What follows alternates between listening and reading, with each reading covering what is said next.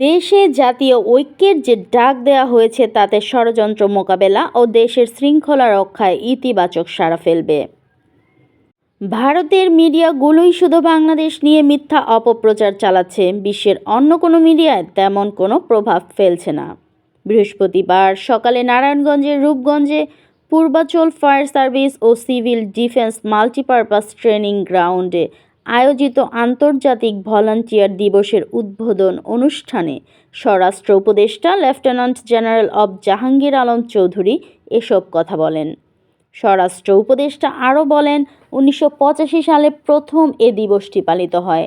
বর্তমানে ফায়ার সার্ভিসের স্বেচ্ছাসেবকের সংখ্যা 54,348 জন। ভবিষ্যতে এর সংখ্যা 65,000-এ উন্নীত করা হবে। সকল দুর্যোগ মোকাবেলায় ফায়ার সার্ভিসের স্বেচ্ছাসেবকেরা সর্বদা তৎপর থাকে। ফায়ার সার্ভিস সবসময় বন্ধুর মতো মানুষের সেবা করে আসছে।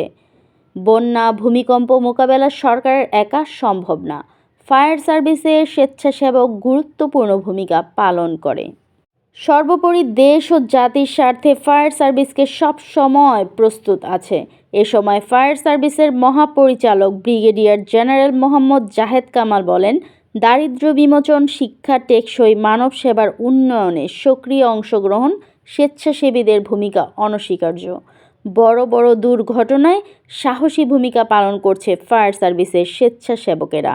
উদ্বোধন শেষে তিনি ফায়ার সার্ভিসের কাজে ব্যবহৃত যন্ত্রাংশ, বিভিন্ন সরঞ্জামাদি পরিদর্শন করেন। অনুষ্ঠানে ফায়ার সার্ভিসের বিভিন্ন কর্মকর্তারা উপস্থিত ছিলেন। স্বেচ্ছাসেবক দিবস হিসেবে পালনের সিদ্ধান্ত গৃহীত হয়। বর্তমান বিশ্বে প্রায় 100 আমি জানতে পেরেছি ফায়ার সার্ভিস ও সিভিল ডিফেন্স সারা দেশে 62,000 ভলান্টিয়ার তৈরির লক্ষ্যে কাজ করছে। ইতিমধ্যে তারা 55,000-এর অধিক ভলান্টিয়ারকে প্রশিক্ষণ প্রদান সম্পন্ন করেছে। ভলান্টিয়ার প্রশিক্ষণের এই যুগোপযোগী কাজকে সফলভাবে এগিয়ে নেওয়ার জন্য আমি ফায়ার সার্ভিস, সিভিল ডিফেন্সের আন্তরিক চেষ্টাকে সাধুবাদ জানাচ্ছি।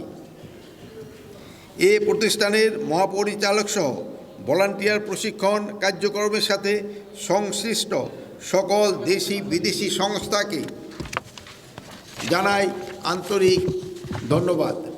প্রশিক্ষণ গ্রহণের মাধ্যমে আপনারা ফায়ার সার্ভিস ও সিভিল ডিফেন্স পরিবারের একজন গর্বিত স্বেচ্ছাসেবী সদস্য হিসাবে আত্মমানবতার সেবায় গুরুত্বপূর্ণ ভূমিকা রাখছেন।